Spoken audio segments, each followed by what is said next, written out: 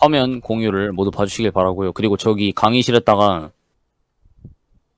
자기 닉네임 좀 써주십시오.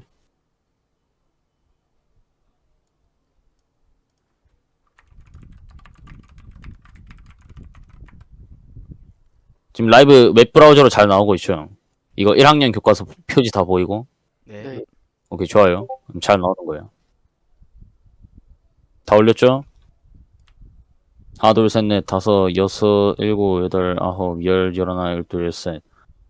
하나, 둘, 셋, 넷, 다, 일곱, 여덟, 아홉, 열, 열하나, 열둘, 열셋. 다 맞네요. 좋습니다. 자, 일단, 여러분들, 교과서, 잘 피고 있네요. 자, 좋습니다. 일단은, 저희가, 이거를 펴놓고, 라이브를 보시면 되겠고요. PPT를 준비를 했는데,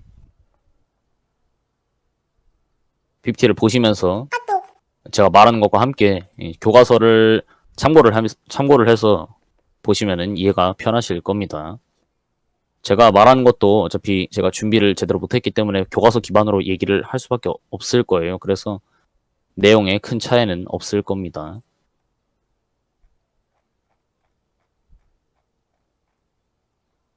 잠시만 라이브 다 보고 있는지 확인 좀 할게요. 13명 오케이 다 보고 있네요. 좋습니다. 슬라이드 쇼. 레이저 포인트 잘 보이나요? 네. 잘 보입니다. 좋습니다. 자 일단 아까 말씀드렸지만은 우리 간부의 덕목과 독도법을 일단 오늘 페이지를 수강을 할 건데 일단 간부의 덕목이랑 뭐 지휘 통솔 이 정도 이론 교육 진행하고 그리고 인게임에서 독도법 실습 진행할 겁니다. 독도법 이론 교육 한 다음에 인게임 들어갈 거고요. 그렇게 하시면 되겠습니다. 자 일단 우리가 3회단의 간부사관으로서 명심을 해야 될 게 있습니다. 자 일단 상관의 명령을 이행을 해야 된다. 자유롭고 자주적이면서 창의적인 사고로 자신의 제대로 운영하라. 세 번째, 자신의 부하의 잘못은 자신의 책임임을 인정하라. 네 번째, 모든 안일하게 대처하면 안 된다. 마지막으로 3회단의 이익만을 추구하며 졸업하면 3회단에 충성하라. 자 일단 뭐 5번은 무시하시고요. 1번 상관의 명령을 이행해야 한다는요. 결국에는 여러분들보다 경험이 많고 그리고 능력이 좋은 사람이 여러분들이 상관으로 있을 거 아닙니까? 능력은 모르겠고 일단 적어도 경험이 많기 때문에 여러분들의 상관에 있을 거예요. 그죠?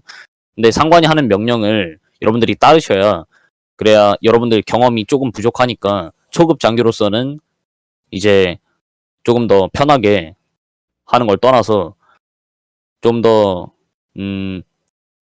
이성적으로 판단하는 데 도움을 줄 수도 있고요. 여러분들이. 그리고 애초에 기본적으로 지휘 통솔을 함에 있어서 지휘 통제 체계에 따르지 않고 명령에 따르지 않는다면 이제 애초에 군 기강이 해이해질 수도 있고 그리고 명령을 따르지 않는 게 보편화되면서 결국에는 혼란이 초래될 게 분명하기 때문에 무조건적으로 명령을 이행을 하셔야 되고요.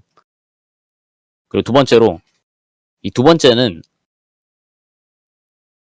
여러분들이 이제 임관을 하게 되면은 각 소대나 아니면 중대 뭐 나중에 가면 중대를 맡게 되겠지만 하여튼 일단 각 소대를 무조건 맡게 될 거예요. 보통 임관을 해서 배치를 받으면은. 그래서 여러분들만의 제대가 생기는 거잖아요. 그러면은 여러분들이 제대를 운영을 하면서 생기는 문제점들을 여러분들이 직접 해결을 해 나갈 노력을 하셔야 됩니다. 그래서 원래 정해져 있는 대로만 하시면 안 되고요. 여러분들은 그 문제점이 나오면은 항상 변화를 하도록 추구를 하시는 게 좋거든요. 그래서 좀 창의적으로 사고를 해서 이런 식으로 해결을 해나가는 게 어떨까라고 라는 과정을 통해 가지고 한번 건의도 해보고 도입도 해보고 뭐 그런 식으로 하는 과정이 필요하겠죠. 그런 아무리 실없는 소리라도 일단 창의적으로 사고를 하게 되면은 여러분들 브레인스토밍이라고 아시죠? 그냥 자기 딱 한 주제 가지고 자기 생각나는 거 다 정리해 놓는 거. 그 중에서 이제 추려가지고 선발을 하는 그런 과정을 브레인스토밍이라고 그러는데 약간 그런 것처럼 여러분들 창의적인 사고를 통해서 최대한 많은 방향으로 생각을 해가지고 여러분들의 제대를 좀 여러분들만의 제대로 만들 수 있도록 노력을 해야 됩니다. 상관의 제대가 아니라 상관만의 제대가 아니라 여러분들의 제대로 만들 수 있어야 돼요. 여러분들이 왜냐면 지휘관이잖아요. 여러분들은 지휘관이지 여러분들은 상관의 명령을 이행하는 그냥 수행자가 아니에요. 그렇기 때문에 여러분들의 독자적인 판단으로 여러분들의 제대를 운영을 해나갈 수 있어야 됩니다. 요즘에 제가 각 중대장들한테 항상 강조하고 있는 게 이 부분이니까 이 점은 좀 중요시 여겨야 될 것 같습니다. 자, 세 번째는 부하의 잘못은 자신의 책임임을 인정하라고 했는데요. 일단 여러분들이 부하가 있으면은 그러면 보통 부하를 교육하는 것은 여러분입니다. 그리고 여러분이 그 부하한테 여러분들만의 전술관을 주입을 시켜야죠. 그러면 결국에는 부하는 자신의 분신처럼 되게 될 겁니다. 그래서 보통 많은 저서들에도 부하는 자신의 분신 이런 식으로 강조를 하고 있거든요. 그러니까 여러분들도 부하는 자신의 분신이고 그러니까 자신이 교육을 함으로써 만들어진 존재이기 때문에 그러니까 여러분들이 부하가 잘못을 했으면은 어떤 잘못을 했던 뭐를 했던 일단 그 부하의 책임은 자신의 책임임을 인정을 하셔야 됩니다. 여러분들이 교육 훈련을 다 했고요. 여러분들이 다 책임진 게 여러분들 부하입니다. 네 번째, 모던 안일하게 대처하면 안 됩니다. 일단 여러분들이 제대로 운영을 하거나 아니면 전투를 하거나 특히 전투를 하거나죠. 예, 전투를 할 때 항상 해오던 대로 하지 않고 이렇게 했는데 뭐 아무 일 없네? 그러면은 그냥 이거 무시하고 그냥 빠르게 해야겠다. 이런 식으로 안일하게 생각을 하시면요. 여러 제반상들을 무시하시고 그러면 결국엔 일이 터집니다. 원래 이런 얘기가 있잖아요. 이제 실전에 가투입된 장교들은 오히려 변을 당할 확률이 적어요. 근데 이제 그 고비를 좀 넘기고 그러니까 신참 장교로서 배치된 그 고비를 넘기고 한 몇 달, 한 2달 정도 지나다 보면은 그때가 제일 위험하다고. 왜냐면은 그때가 가장 작은 성과만으로도 오만해져가지고 이렇게 해도 안 죽네? 하면서 막 행동한단 말이에요. 그래서 이 얘기를 좀 여러분들이 중요시해야 될 것 같아요. 뭐든 안일하게 대처하면 안 되고 여러분들 경험에 따라서 아무리 이렇게 해도 뭐 괜찮네 이런 생각으로 운영을 하거나 전투를 하시다 보면은 결국에는 큰일 터집니다. 자, 마지막으로 이거는요. 여러분들 가르친 곳이 여기잖아요. 그러니까 뭐 여기서 가르침을 받고 여기서 임관을 했으면은 여기만 바라봐야지 자꾸 이상한 데 가가지고 놀면 안 된다 이 얘기입니다. 막 어디 씨발 뭐 존나 말도 안 되는 뭐 산맥부대? 뭐 이런 데 쳐가가지고 놀고 자빠졌으면은 가만 안 둘 거예요. 그냥 그런 얘기입니다. 자, 일단 우리가 군조직에서의 리더십과 사회 리더십과의 좀 차별점을 둬야 됩니다. 차이점이 몇 가지가 있는데 일단 군 리더십은 극과 극의 특성을 가지고 있습니다. 원래 사회적으로 그러니까 약간 기업이나 이런 데에서 쓰는 리더십은 극과 극이 딱히 없거든요. 그래서 막 상을 주면 상을 주고 벌을 주면 벌을 주는데 예를 들어서 근데 군에서는 여러 가지를 혼용을 해서 써야 됩니다. 그래서 신중하면서도 단순하게 엄격하면서도 관용적이고 상과 벌 이런 상극적 요소를 적절히 조화시켜 상황에 맞게 이제 행사를 하셔야 됩니다. 여러분들이 여러 상황에 닥치게 될 텐데 일단 여러분들 부하도 있을 거고 그러니까 특히 부하에 대한 얘기죠. 이거는 리더십이니까 여러분들 부하를 다룰 때는 이런 상극적인 요소들을 잘 조화를 해서 쓰셔야 돼요. 상황에 따라서 그에 맞게 쓰는 게 가장 중요하겠죠. 그리고 그 다음으로 군 리더십은 실천적 행동이 요해진다. 여러분들이 군사적 행동을 하거나 무엇을 운영을 하거나 그럴 때도 여러분들 그냥 대가리 속으로 구상만 해놓고서는 뭐 실행으로 옮기지 않으면은 그러면 말짱 도루묵이에요. 여러분들 대가리 속에만 있는 거를 다른 사람이 누가 알아줍니까? 실현되지 않는 꿈은 필요도 없습니다. 좆같습니다. 그냥 꿈을 꿀 거면은 실현을 시키려고 노력을 하십시오. 아무리 그게 아득해도 여러분들이 그걸 실현시키려고 노력을 해야지 그냥 대가리 속에만 가지고 있으면은 아무런 소용이 없습니다. 그냥 의미가 없는 꿈이에요, 그건. 그래서 여러분들이 어떤 제도를 도입하거나 체계를 도입하거나 아니면 전투 시스템을 도입하거나 아니면 전술을 도입을 하고 싶다. 그러면 상부의 건의를 먼저 하세요. 예. 누구도 그거 가지고 개빙신 장애인이라면서 욕하진 않으니까 오히려 뭐야 그래 창의 적이네 하면서 칭찬해 줄지언정. 그죠? 아까 창의적으로 좀 행동을 하라 그랬죠. 예, 이것과도 일맥상통하는 차별점입니다. 자, 셋째, 군 리더십은 결과를 중시한다. 보통 기업이나 이런 민간 기업이나 이런 데서는 결과를 물론 중시하긴 하겠지만은 그래도 과정을 잘 보는 편이잖아요. 근데 일단 군 리더십은요, 여기서 차이점이 납니다. 결과를 가장 우선시합니다. 그래서 우리가 과정에서 약간의 시행착오가 있더라도 결과만 좋으면은 장땡이라는 게 이제 군 리더십의 특성입니다. 그래서 왜 이렇게 되냐면요. 우리가 보통 과정을 보는 이유는 이 과정을 실행을 할 때 그 과정에서 얘네들이 나중에도 이 똑같은 좋은 과정을 통해서 나중에도 좋은 결과를 창출해낼 수 있을 것이냐 이걸 보는 건데, 근데 이제 군 리더십은 지금 당장에 제발 승패가 오가는데 이제 나중을 생각할 겨를이 딱히 없습니다. 그래서 일단 과정은 2순위고 무조건 결과 먼저 봅니다. 그래서 교과서에 보시면은 오마 브래들리가 하는 명언이 있죠. 전쟁에서 고작 2등 따위를 위한 자리는 없으며 보상 또한 국물조차 없다. 원래 우리가 승패를 결정을 짓는 그런 중대한 요소에서는요, 지게 되면은요, 그러니까 2등을 하게 되거나 그런 식으로 국소적으로 목표를 달성을 해가지고 결국 원하는 바를 못 이뤘을 때는요, 결국 원하는 바를 못 이뤘으니까 아무런 소용이 없는 겁니다. 아무리 자기가 그 목표에 근접을 했다 하더라도 일단 목표를 이루지 못했으니까 얻는 게 없는 거죠. 지금 그런 취지에서 한 말로 보이고요. 넷째, 군 리더십은 동시다발적인 상황을 처리해야 된다. 여러분들이 전투를 하게 되면요, 진짜 존나 많은 처리해야 될 게 많을 거예요. 예, 존나 처리해야 될 게 많을 거예요. 여러분들이 무전도 쳐들어야 되고 위에 상부에서 오는, 그리고 동료 이제 다른 제대들, 그러니까 우리 위에 상급 제대가 있잖아요. 그 상급 제대 예하에 부대가 몇 개가 있을 텐데 그 중 하나가 저겠죠. 우리겠죠. 근데 우리 말고도 다른 예하 제대가 있다고 했잖아요.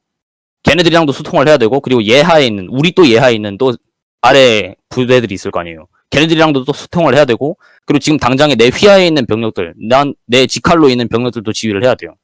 그리고 그냥 그 지휘만 해서는 마냥 지휘만 하는 것도 아니고 계속 변화하는 상황, 그리고 마찰, 뭐 그런 것들에 계속 적응을 해나가면서 대응을 계속 해야 됩니다. 그래서 여러분들이 대가리에서 생각을 할 게 존나 많을 거예요. 전투를 하게 되다 보면은. 그래서 군 리더십에서는 동시다발적인 상황을 처리를 하는 능력을 존나 중시를 하게 됐습니다. 여러분들이 이 능력을 길러야 되는데 이거는 바로 길러지는 건 아니고요. 여러분들이 지휘를 많이 하거나 그럼으로써 기를 수가 있습니다. 그리고 어떤 상황에서도 일단은 막 사람이 멀티태스킹을 잘할 수 있는 게 아니잖아요. 그런 동물이 아니다 보니까 일단 하나하나 천천히 처리를 해나가는 게 가장 처음에는 좋다고 생각을 하지만은 이제 그 처리 속도를 올려나감으로써 이거를 숙달을 하시면 되는 거예요. 다섯 번째, 군 리더십은 강인성과 경고성을 전제로 한다. 여러분들 일관성 있는 명령을 내리셔야 되고 일관성 있는 조치를 취하셔야 돼요. 여러분들이 자꾸 오락가락하게 되면요, 여러분들 이 리더십이라는 게 이게 흔들리게 됩니다. 그래서 뭐 존나 줏대가 없어 보이잖아요. 어떤 한 명확한 기준을 가지고 그에 따라서 판단을 하고 적용을 시켜야 되는데 자꾸 이리저리 휘둘리면 그건 리더가 아니에요. 그건 리더가 아니라 뭐라 해야 되지? 우리가 보통 자유민주주의도 보면은 이제 방종과 자유를 구분을 한 이유가, 이제 자유는 어느 정도 공익을 해치지 않는 선에서, 그리고 어느 정도 통제가 되는 선에서 있는 게 자유고, 이제 방종은 그냥 존나 그냥 뭐라 해야 되지? 그냥 거의 방치거든요. 그냥 자기가 개개인이 하는 행동을 그냥 개개인이 책임을 지고 절대로 이제 국가나 이런 데에서 간섭을 안 하는, 이게 방종인데, 근데 그걸 구분을 짓는 이유가 바로 이겁니다. 그래서 여러분들이 어떤 건의를 받거나 아니면은 의견을 수렴을 할 때 이 줏대를 딱 정해놓고 그에 따라서 명확하게 판단을 하고 여러 의견을 수렴을 해도 그 의견 중에서 좋은 걸 결정하는 게 이제 리더의 할 일이지, 이제 그걸 다 수용해가지고 이걸 그냥 막 스카스카해서 짬뽕을 만드는 게 리더의 책임은 아닙니다. 그런 식으로 운영을 하시게 되면은요, 나중엔 결국에는 뭐가 공이고 뭐가 사인지 절대 모르게 돼요. 그래서 여러분들은 결단력을 가지셔야 되고요. 그리고 여러분들이 가지고 있는 이제 줏대, 그 줏대에 따라서만 움직여야 됩니다. 자꾸 이리저리 휘둘리시면 안 돼요. 간부사관의 책무 보겠습니다. 일단 간부사관으로서 여러분들이 기억을 꼭 하셔야 되는 게 여러분들 간부사관으로서 이제 군대에 중추가 됨과 동시에 근본을 이룹니다. 그러니까 이제 생고님이 말씀하시길 간부사관들은 군대의 바탕을 이룬다고 하셨거든요. 똑같은 말이죠. 그래서 여러분들은 이 바탕을 이루는 사람들이기 때문에 법규를 준수를 하고 솔선수범해야 됩니다. 그래서 다른 사람들한테 귀감이 돼야 되고요. 그럼으로써 공익을 올리는 거죠. 그리고 통찰력과 권위를 갖춰서 여러분들 예하에 있는 부하들을 통제를 하거나 아니면 예하에 있는 부대들을 관리를 할 때 그 높은 통찰력으로 맞는 이제 지인용 딱 생각해가지고 지금 내가 이 판단을 내려야만 좀 더 이성적인 판단이겠구나 해가지고 좀 더 좋은 판단을 내릴 수 있도록 통찰력을 가져야 되고요. 그리고 권위, 그리고 그 판단에 따라서 여러분들이 실행시킬 수 있는 권위를 가지고 있어야 됩니다. 그래서 여러분들은 다른 부하들이나 그런 사람들로부터 존경심을 받아야만 할 거예요. 그래서 여러분들이 어떤 결심을 하고 이제 지시를 내려도 그 사람들이 잘 따르겠죠. 그리고 자신의 임무에 대해서 높은 책임감을 가지고 있어야 합니다. 여러분들한테 부대가 주어진 이유가 뭐라고 생각하십니까? 여러분들을 믿기 때문 아닙니까? 그러니까 여러분들은 그 믿음에 부응하기 위해서 자신이 맡은 바 임무를 책임감 있게 수행을 해내셔야 됩니다. 여러분들이 책임감이 없어가지고 어떤 임무를 내렸는데 근데 그거를 그냥 존나 빙신같이 완수를 했다. 뭐 완수도 안 했어. 그러면 다시는 여러분들한테 이제 다른 임무를 맡기거나 여러분들한테 신뢰를 주거나 그런 일은 없어지겠죠. 여러분들의 평판이 존나 훼손이 된다 이거예요. 저기 아래에 있는 내용도 방금 말씀드린 것과 똑같은 거고요. 그래서 여러분들이 이제 아까 말씀드린 통찰력이랑 권위를 가지기 위해서 항상 노력을 해야 되고 항상 배우려는 의지를 가지고 있어야 됩니다. 그래서 여러분들이 항상 자기 개발을 하시면 좋을 것 같아요. 교범 같은 거 많이 있으니까 그런 거나 많이 읽어보고 숙지를 하고 이런 걸 어떻게 적용을 해야 될까 항상 생각을 해보면서 여러분들이 인관된 다음에는 그런 식으로 해야겠죠. 지금 당장 생도인 여러분들은요. 여러분들 교과서 많이 읽어보시면 되겠습니다. 교과서에 나와 있는 참고서들 있죠. 거기에 덧붙여진 교범들도 한 번씩 다 읽어보셔야 돼요. 지금 여기 1학년 때는 여러 가지 존나 많이 배우는데 그냥 존나 많이 배운다고 해봤자 그냥 분류가 많은 거지 솔직히 다 내용이 존나 쉽거든요. 그래가지고 그냥 교범 한 번씩만 다 읽어보시면 정독해보시면은 존나 이해하는데 쉬울 거니까 그런 식으로 항상 노력을 하셔야 됩니다. 그래야 부하들한테 존경을 받고 그에 따른 권위를 갖출 수가 있겠죠. 지휘통솔이란 지휘통솔자가 자기에게 부여된 권한과 책임을 바탕으로 부대 발전 및 조직의 목표를 효과적으로 달성하기 위하여 구성원들에게 목적과 방향 제시, 동기부여를 통한 영향력을 행사하여 구성원의 모든 노력을 부대 목표에 집중시키는 활동 및 과정임이라고 군사학개론에서 정의를 내리고 있어요. 그래서 여러분들한테 주어진 부대들이랑 자산들로 통해 가지고 여러분들한테 주어진 목표를 달성을 하는데 일조를 해야겠죠. 이거를 한마디로 정리를 하자면 지휘통솔자가 자기 자신의 의무를 바탕으로 단체의 발전을 위하여 구성원을 이끄는 것입니다.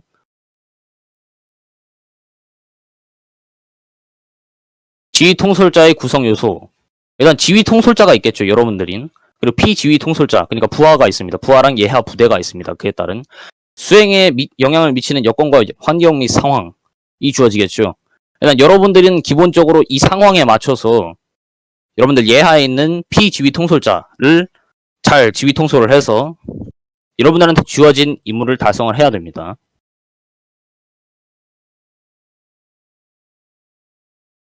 지휘통솔의 원칙. 여기 1에서 5번 읽어볼 사람. 내가 읽어보겠습니다. 오케이. 여백 읽어봐. 하나, 올바른 가치관과 도덕성을 견지하라. 둘, 변화를 주도하고 창의력을 발휘하라. 3. 비전과 목표를 제시하라. 4. 건전하고 적시적절한 결심을 하라. 5. 부하에게 알려주고 참여시켜라. 자, 일단 첫 번째, 올바른 가치관과 도덕성을 견지하라는요. 여러분들이 판단을 내릴 때 그 기준, 아까 제가 주대라고 말씀드렸죠.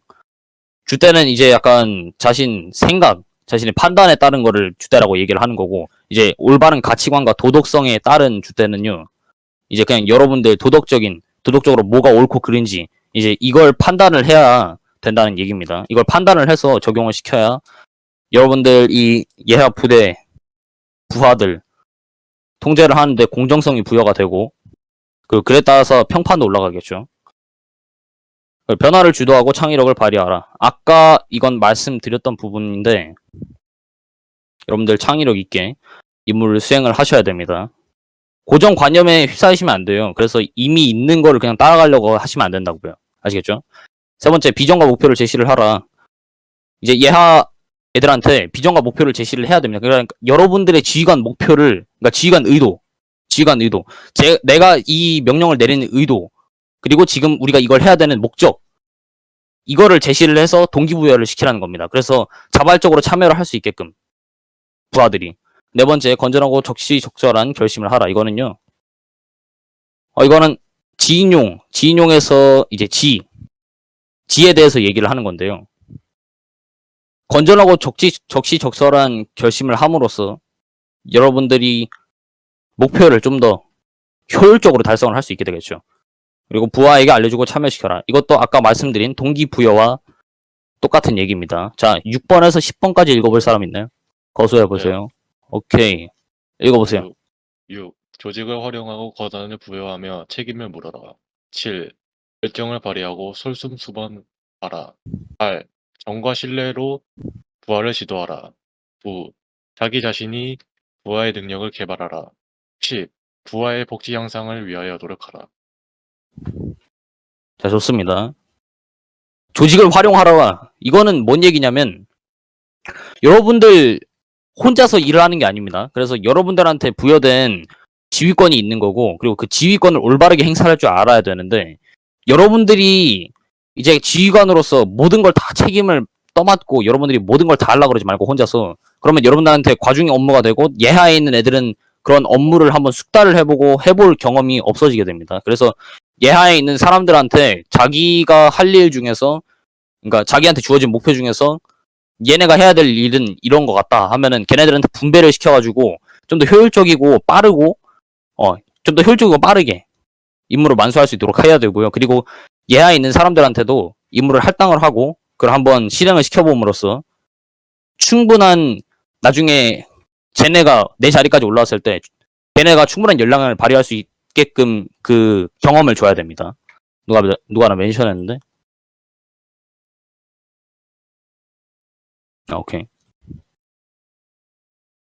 자, 7번째, 열정을 발휘하고 솔선수범하라. 여러분들이 리더잖아요, 리더. 뒤에서 시발 지시만 쳐내리는 새끼가 아니라, 여러분들이 리더, 지휘관, 지휘자로서 여러분들이 열정을 발휘하고 솔선수범을 해야만 다른 사람들이 따라올 수가 있을 겁니다. 지금 지휘자가 안 나서는데 도대체 누가 따라옵니까? 그죠? 여러분들이 이끌어야 되는 겁니다. 그래서 열정을 발휘하고 솔선수범하라. 여러분들이 모범을 보여야 애들이 어떤 식으로 행동할지 그 행동 양식을 찾아 나갑니다. 아까 부하를 관리를 할 때 부하한테 가르치는 거, 그러니까 부하한테 자신을 투영시키라 그랬죠. 부하한테 자신을 투영을 시키려면요, 일단 여러분들 자체가 부하들한테 존나 모범을 보여야 돼요. 그래서 이럴 때는 이런 식으로 행동을 해야 되는구나. 이게 참된 길이구나. 이거를 각인을 시켜줘야 되는 겁니다. 정과 신뢰로 부하를 지도하라. 여러분들 항상 그냥 갈구기만 하지 마시고요. 정과 신뢰로 부하를 지도를 해야 그 부하들이 믿고 따를 수 있고, 그리고 충분하게 연대감을 가지고 이제 단일 목표를 달성하기 위해서 노력을 집중을 시킬 수가 있겠죠. 그리고 자기 자신이 부하의 능력을 개발을 하라. 우리가 보통 그 ROTC 같은 데 가보면은 이제 교관 실습이었나? 그런 교육이 있거든요. 모든 장교는 자신의 부하의 교관이 돼야 돼요. 그래서 여러분들이 배운 것을 토대로 자기 부하들한테도 적용을 시켜서 자기 부하들한테 이제 나중에 쟤네가 내 위치에 올라왔을 때 내 임무를 물려받아서 수행을 할 수 있게끔, 또는 지금 제 위치의 임무를 제대로 수행을 할 수 있게끔 지금 내가 가지고 있는 모든 지식들을 총동원 해가지고 쟤를 가르쳐야 됩니다. 10번째, 부하의 복지 향상을 위해서 노력하라. 여러분들 복지가 뭐 별다른 게 아닙니다. 그냥 올바르게 대우해주고 전과를 세웠으면은 그에 대해서 상하게 칭찬도 해주고 뭐 이런 겁니다. 이런 거 아니겠습니까? 뭐 별거 없습니다. 여러분들이 상과 벌 잘 조합을 해야 된다고 했는데 일단은 기본적으로 상과 벌을 제대로 조합을 못하면요, 이 벌을 존나 줘버리면은 애들이 할 의욕이 떨어지고요. 이제 상을 존나 줘버리면 애들이 그냥 건성건성합니다.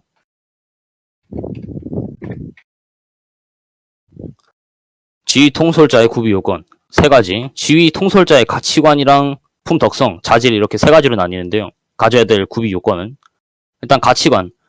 위국 헌신을 바탕으로 함. 이거는 일단은 밀시면은 적용이 안 되겠지만은 그냥 기본적으로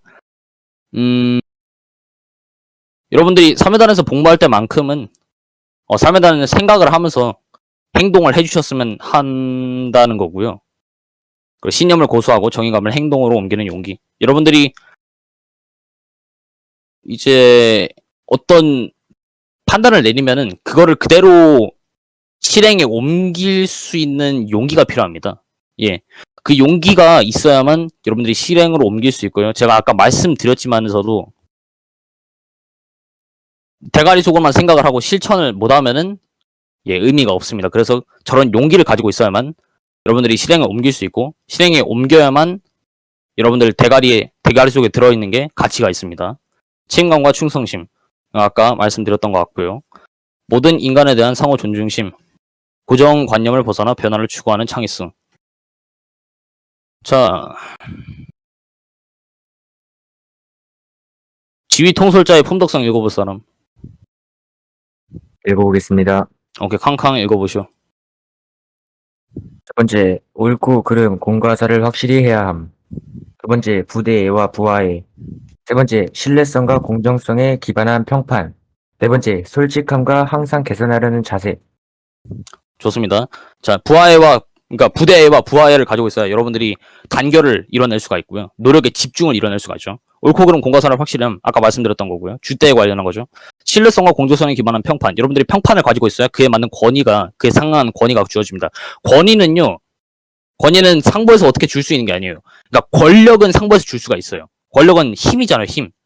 근데 권위는 자신이 어떻게 행동하느냐에 따라 달려 있어요. 권위는 직접 자기가 만들어 나가야 되는 거예요. 자기가 직접 쌓아가야 되는 거고, 자기가 평판에 기반해서 권위를 만들어 나가야 되는 겁니다.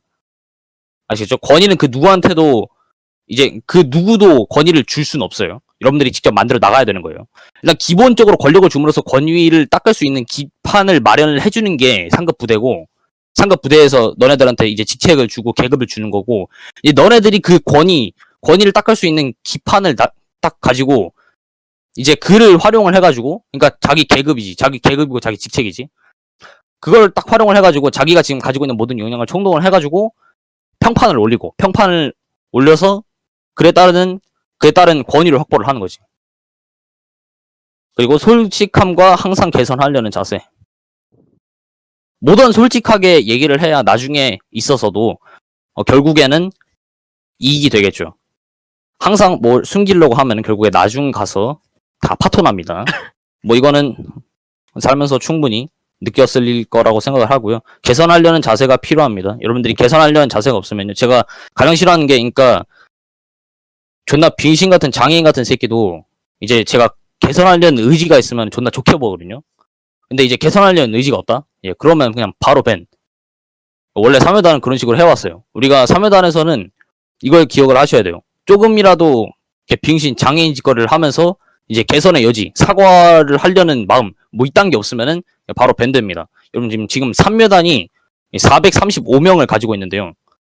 여기까지 발전할 수 있었던 이유가, 이제 1위의 밀심으로 거듭날 수 있었던 이유가 바로 이런 인사 시스템이에요. 그냥 빙신 장애인 새끼 있으면 그냥 바로 밴을 때려버립니다. 그래서 여러분들도 조심하셔야 될 거예요. 여러분들 생돌합시고 나대면은 안 된다고 가입교태 배웠죠? 여러분들 배우려는 자세가 있어야 되고 겸허하게 살아야 된다고 말씀을 드렸어요. 그거 안 지키면은 바로 눈에 잘못 드는 겁니다. 11장 눈에. 지휘통솔자의 자질, 정신력. 일단 정신력에는 투지력, 결단력, 열성, 명예심, 일관성, 신념, 통찰력이 있겠고요. 대부분 제가 아까 말씀드렸던 거네요. 그죠? 한번 봅시다. 잠깐만요. 음.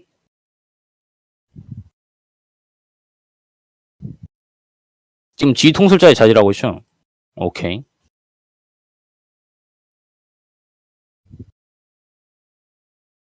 투지력.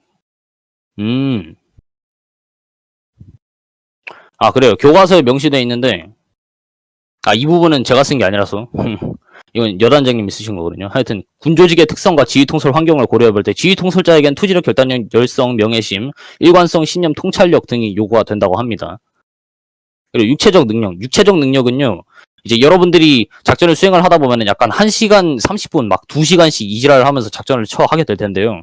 이제 그런 식이면은, 여러분들이 뭐, 헤드셋 껴가면서 2시간 동안 존나 상황에 대처도 하고 애들 부하 지휘도 하고 상황 보고도 하고 이지랄 하려면 존나 힘들어요. 존나 힘든데 여러분들 그 상황을 이겨내시고 무조건 이성을 유지를 하려고 노력을 하셔야 돼요. 그러니까 여러분들 육체적 능력이라는 게 여기서는 그냥 정신적 체력을 의미를 한다고 생각을 하시면 됩니다. 뭔 여기서 육체적 체력이 뭐가 필요하겠어요?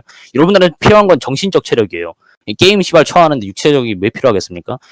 지금 이거는 그 육군사관학교에서 우리나라 대한민국 육군사관학교에서 이 정의한 걸 토대로 지금 만들다 보니까 저는 육체적 체력 이런 게 나오는 거고 여러분들이 이제 여기에 적용하셔야 될 건 정신적 체력입니다. 그래서 여러분들이 아무리 힘들고 막 존나 더워 막 여름이면 존나 덥잖아 헤드셋 끼고 있으면은 아니면 뭐 겨울이면 존나 춥잖아.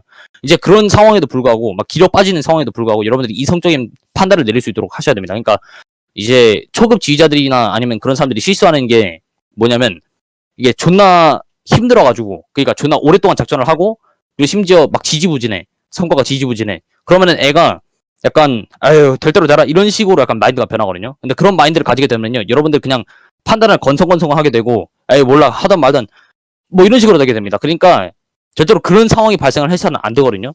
그러니까 여러분들 정신적으로 뭐 체력을 기르라고 말씀드릴 것도 없어요. 그냥 항상 그냥 대가리 속에 이성이란 걸 달고 삽시다. 예, 그거면 됐어요. 감정 통제 능력 이거는 나중에 지휘 통솔 지표에 나오는 이제 사기랑 연관이 되는데요. 여러분들 사기를 낮추게 되면요, 여러분들 전투력이랑 여러분들 추후에 점유율도 다 내려갑니다. 그냥 존나 안 좋아요. 사기가 내려가면 그냥 존나 안 좋아요. 작전 마지막에 아무리 잘 돼도 이제 애들 사기가 마지막까지 안 좋으면은 평가가 그냥 존나 나라질 수밖에 없어요. 아무리 좋은 작전이어도. 그러니까 여러분들이 사기를 항상 유지를 해야 됩니다. 사기가 높으면요, 아무리 빙신 장애인 같은 작전도 존나 좋아 보여요. 평가가 높아져요. 그럼 어떻게 돼요? 다음에 오는 사람들이 많아지겠죠. 그리고 기왕에 하는 거, 아무리 나쁜 작전이면 뭐합니까? 사기가 높아져가지고 이제 재밌게, 아무리 나쁜 작전이어도 재밌게 할 수 있으면 좋잖아요. 기왕에 할 거. 여러분들 재밌게 하려고 온 거 아닙니까? 근데 와가지고 불평불만만 처하고, 이제 뇌에 암찌꺼기를 쌓아놓는 행동을 하시면은, 이제 그러면은, 이제 절대 안 된다는 겁니다.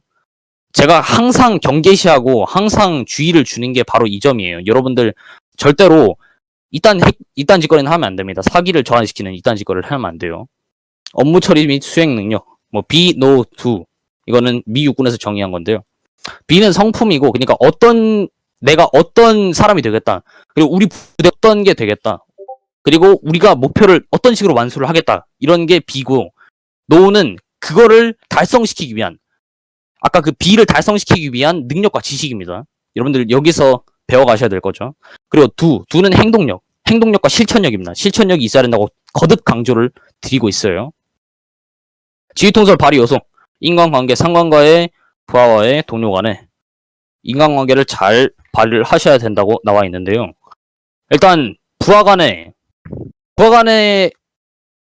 인간관계는, 아니 누가 자꾸 멘션을 하냐.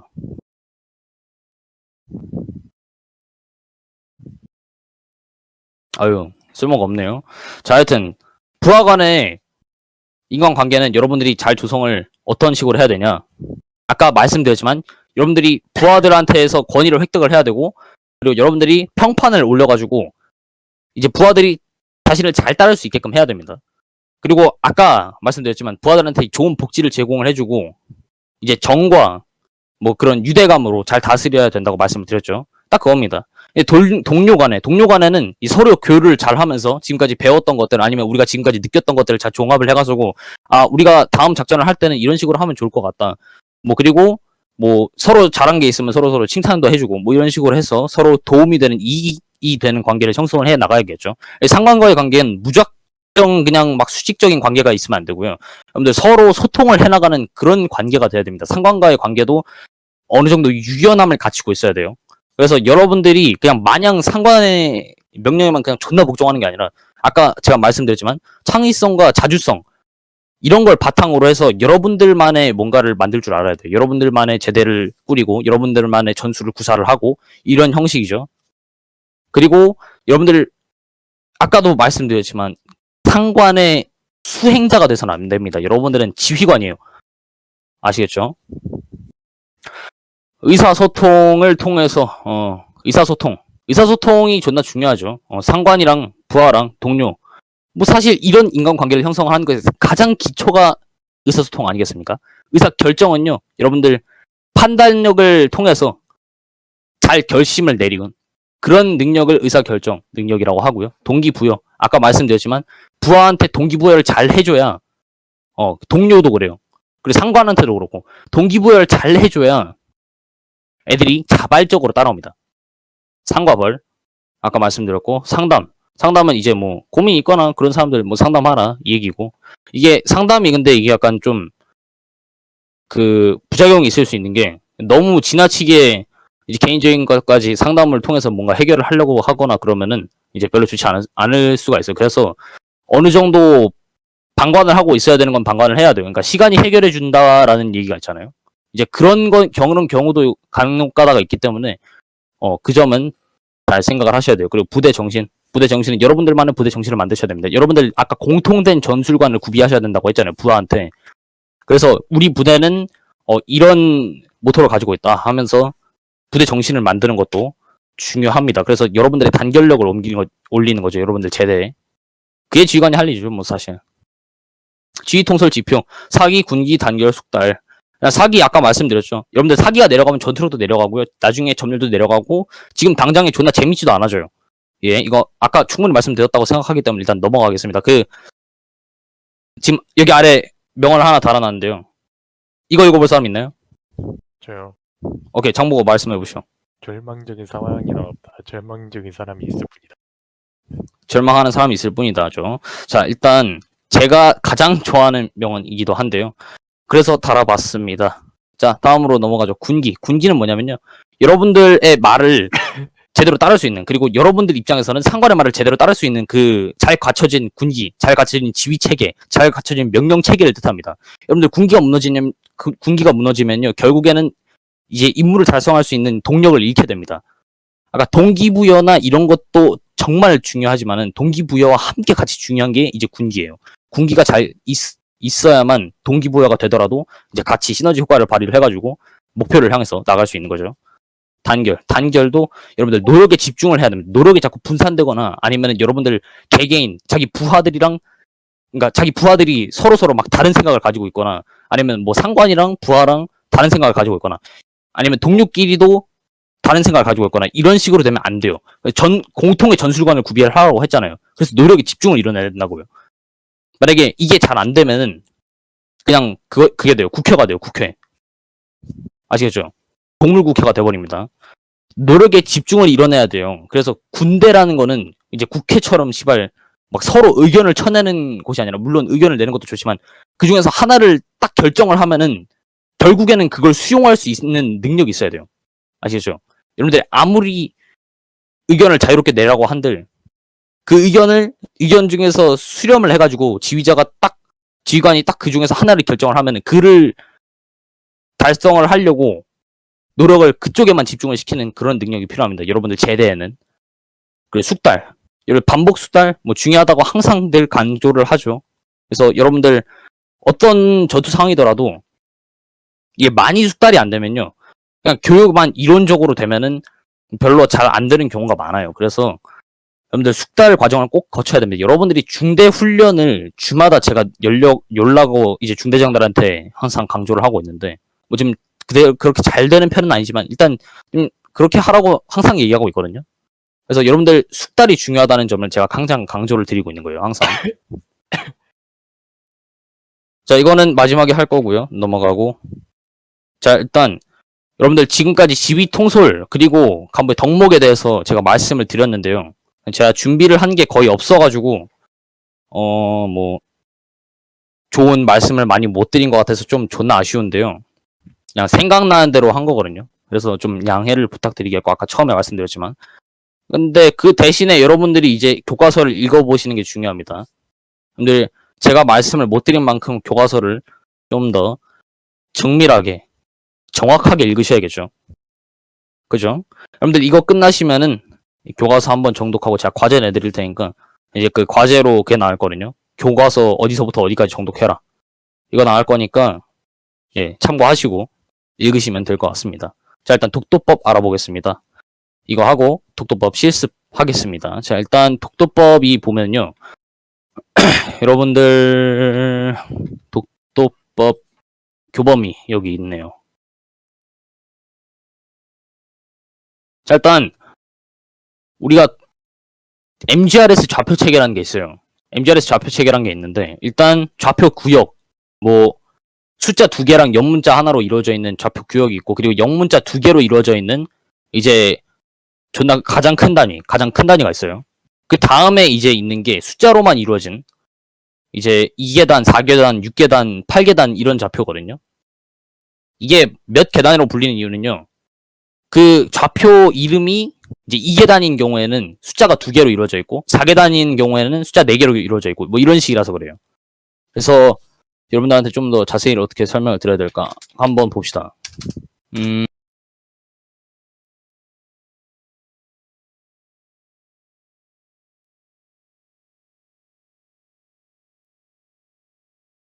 자, 보십시오. 자, 숫자 2개랑 알파벳으로 이루어져 있는 이 가장 큰 구역이 있고요. 그리고 이거를 쪼개서 뒤에 알파벳 2개를 더 붙입니다.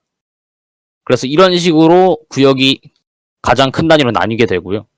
여기서 더 들어가면 이제 2계단 좌표가 나오는 거예요. 봐봐요. 여기 숫자 보이죠? 8, 6, 4 뭐 이런 식으로 좌표가 보이는데 이게 2계단 좌표입니다. 이게 존나 넓어요. 지금 봐봐요.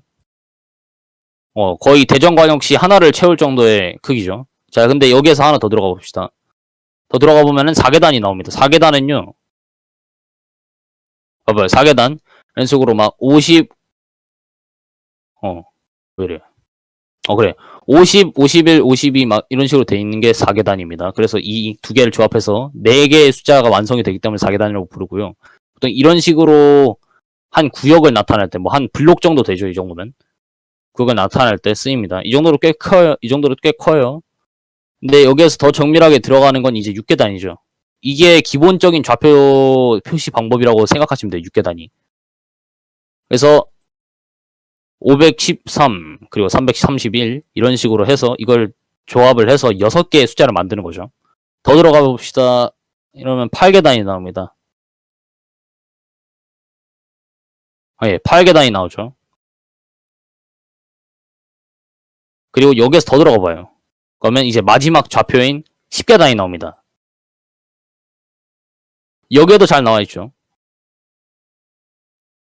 자, 이게 4계단 좌표라고 쳐봅시다. 근데 여기에서 하나, 둘, 넷 지점을 여기 지점이죠. 여기 지점을 확대를 해서 6계단으로 쪼갭니다. 그러니까 6계단을 쪼개는 방법은요. 그러니까 다음 계단을 쪼개는 방법은 그냥 한 그 구역을 10 곱하기 10으로 나눴다고 생각하시면 돼요. 지금 봐봐요. 지금 여기 0에서부터 다음 숫자 0까지 이런 식으로 나눠서 총 10개의 칸으로 찢은 거죠. 그래서 여기도 10, 그래서 10 곱하기 10입니다. 그래서 여러분들 보면요. 여기 맨 왼쪽 봐봐요. 지금 여기가 하나, 둘, 넷이잖아요. 여기 어떻게 읽냐면, 그러니까 읽는 방법은 그냥 왼쪽 거, 세로줄은 왼쪽 거, 그리고 가로줄은 아래쪽 거, 이렇게 생각하시면 되거든요. 그래서 하나, 둘, 넷인데, 얘가 10이고, 얘가 24니까. 이거를 또 쪼개보면은, 이런 식으로 나오는 이유가, 여기가 12였잖아요. 그죠? 이제, 여기를 10개로 나눔으로써, 이 뒤에 공이 하나 더 붙게 되고, 여기 단위가 하나씩 추가가 되는 건데, 오른쪽으로 갈수록 숫자가 늘고, 이제, 아래에서 위쪽으로 갈수록 숫자가 느는 건데 그래서 여기가 120이 되고 121 해가지고 13이 됩니다. 그러니까 130이 됩니다. 130이 되는 이유는 여기가 13이 있기 때문이죠. 그리고 여기도 똑같아요. 가로줄도 똑같아요. 지금 24였죠. 24에서 시작하기 때문에 240입니다. 그래서 시작을 해서 1, 2, 3, 4, 5, 6, 7, 8, 9 순으로 높아지고 여기가 25, 여기가 250인 이유는 여기 맨 위쪽 선이 25이기 때문이에요. 이해하시겠죠, 대충?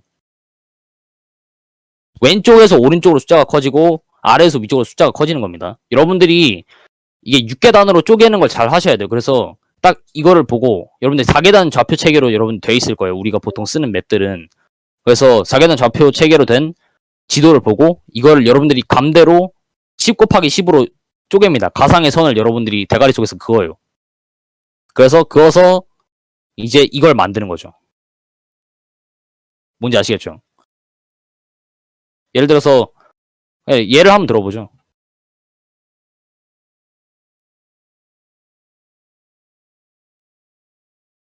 예를 한번 들어보면 빨간 점을 한번 예시로 들어볼게요. 얘가 지금 여기에 4계단 좌표는 뭡니까? 아무나 한번 말해보세요. 여기 4계단 좌표는 몇이죠? 제가 말해보겠습니다. 3. 예, 말씀해보시죠. 1, 5, 2, 3입니다. 예, 1, 5, 2, 3이죠. 그러면 여기에서 빨간색 점, 빨간색 점은 어떤 식으로 알면 되냐면요. 여기를 아까 10 곱하기 10으로 쪼갠다 했죠? 그럼 여기선이 대충 얼마일 것 같아요? 여기서는 대충 6입니다. 그러니까 왜냐면은 5가 여기 딱 가운데 있거든요. 5가 딱 가운데 있고 그 오른쪽 걸 읽기 때문에 5 좌표는 대충 한 이쯤 될 거예요. 그 오른쪽인. 그럼 6 좌표는 어디겠어요? 6은 종선이 여기에 있으니까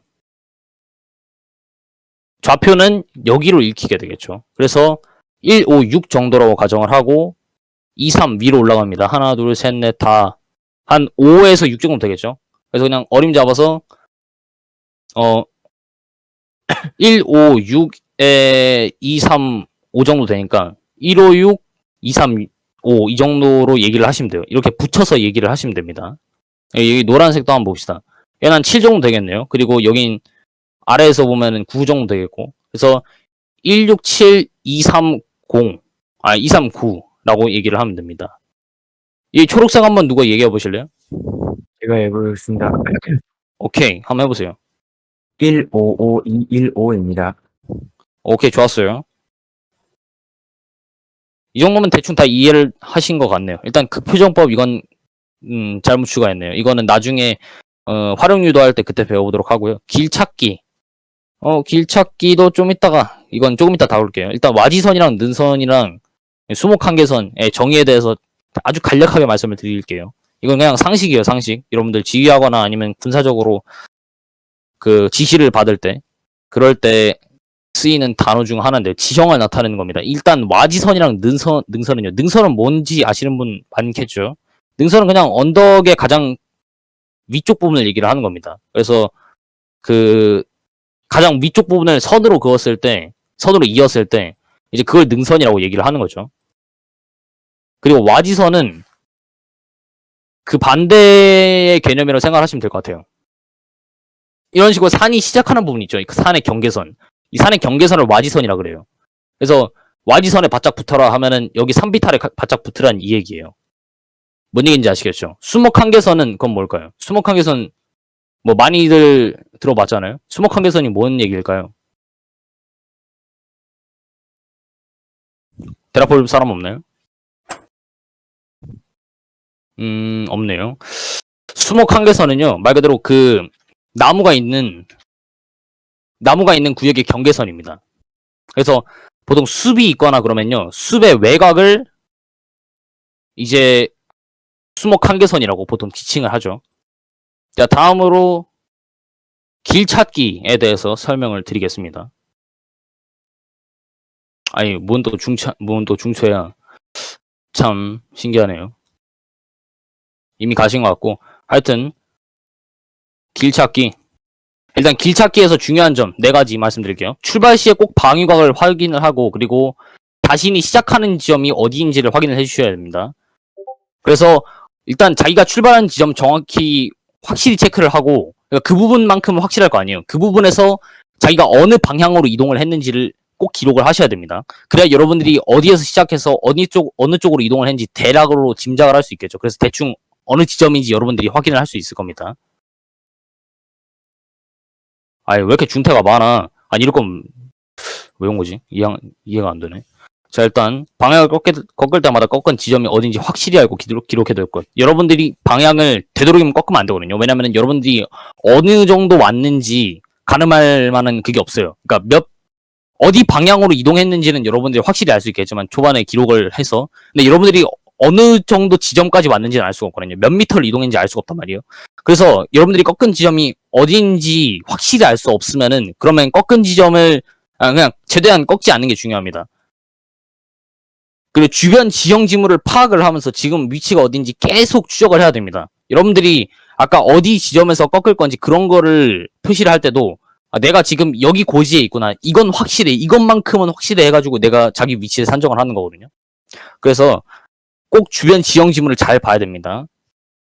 그리고 시야를 넓게 보고 가용 지원 수단을 활용해서 길을 찾을 것. 이거는 이제 항공자산이나 항공 감시 자산 아니면 뭐 포병, 뭐 하다못해 포병 이런 수단을 동원을 해가지고 길을 찾으라 이 얘기예요. 여러분들 항공이 있는데 여러분들이 굳이 막 존나 아날로그식으로 지도 펼쳐놓고 거기다 나침반 대가지고 이제 굳이 갈 필요는 없잖아요. 그래서 여러분들한테 주어진 자산들을 잘 활용하라는 거고, 여러분들 포격이나 이런 것도 활용할 수 있다는 거 아십니까? 근데 그러니까 주변에 막 지형지물이 하나도 없어. 막 존나 사막이야. 내가 어딘지 아예 모르겠어. 아니면 주변에 풀이 막 존나 무성해. 그래서 주변에 안 보여. 그러면 이제 자기 지형지물을 모르니까 내 위치를 파악할 수가 없잖아요. 이제 지형지물 대신에 시발 포사격을 요청을 하는 거예요. 존나 획기적이죠. 그래서 예를 들어서 내가 여기에 처했는데 주변 게 아무것도 안 보여. 막 안개에 가려있어. 그래서 내가 대충 이쯤에 있는 건 확실하니까 이쪽 4계단 좌표에 있는 건 확실해. 그래서 내가 한번 여기에다가 포격을 요청을 해볼까 해서 여기다 포격을 요청을 해서 여기다 포가 딱 떨어지는 거 확인했으면 내가 그러면은 지금 여기 지점에 있는 걸 확인을 했는데 내 포가 내 약간 왼쪽 뒤에 떨어졌네? 그러면 난 여기가 아니라 여기에 있나 보다. 이런 식으로 유추를 할 수가 있겠죠. 뭐 이거는 예외적인 경우라고 생각하시면 되고요. 일단은 그렇게 하시면 될 것 같습니다. 저는 충분한 조언을 다 드렸다고 생각을 하고요. 일단은 그래서 실습을 바로 진행을 해보도록 하겠습니다. 여러분들 감을 익히는 게 중요합니다. 일단 로블록스 게임 링크 잠시 뒤에 드리도록 할게요. 예. 대충 어떤 식으로 진행될 거냐면요. 개인별로 아무데나 떨군 다음에 그 다음에 여러분들끼리 알아서 이제 길을 찾아 나가는 겁니다. 예.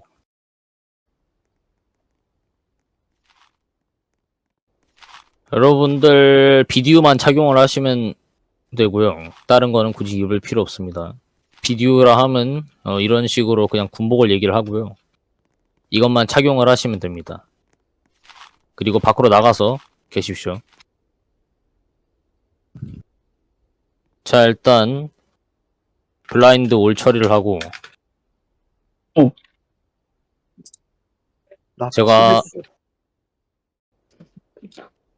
제가 하나하나 이제 알려드립죠. 배치를 해드린 다음에 님의 좌표를 알려드리고 목표 좌표를 알려드릴 거예요. 여러분들 바라 적으십시오. 잠시만. 목표 좌표는 어디로 가는 게 좋을까?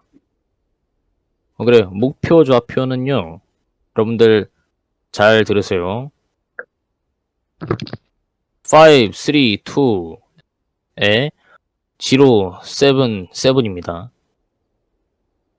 확인했나요? 확인했습니다. 오케이, 바로 적었죠. 확인했습니다. 오케이, 여러분들 지금 블라인드 제대로 된 상태죠? 네네. 오케이, 그러면은 여러분들 랜덤으로 제가 배치시켜 드린 다음에 다 배치되면은 제가 그곳의 좌표를 알려드릴 거예요. 대충 뭔 시스템인지 아시겠죠? 그럼 여러분들이 그 좌표를 토대로 길을 찾아서 가시면 된다 이겁니다.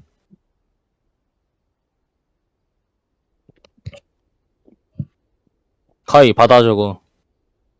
적었는데요? 뭐로? 니 저 받아 적을 메모장- 준비해. 네, 자, 니 좌표 555에 075다. 네. 장보고 네 좌표 대략적으로 553에 08 정정 554에 083이야. 확인했어? 예. 오케이. 자, 전원 확인했습니다. 언블라인드 할게. 지금 언블라인드에서 잘 기지에 있다 하는 사람은 얘기해줘야 돼. 헬프 치거나 보이스 안 되면. 자, 지금부터 시작합니다.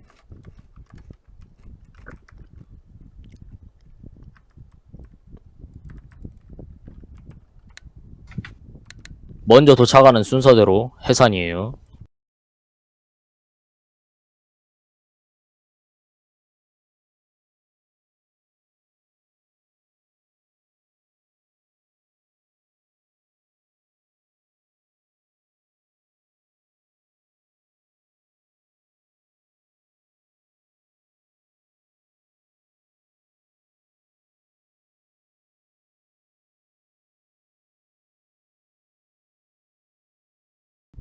여러분들 자기가 목적지에 도착을 한 것 같다라고 생각되면은 거기에서 말씀하시면 됩니다.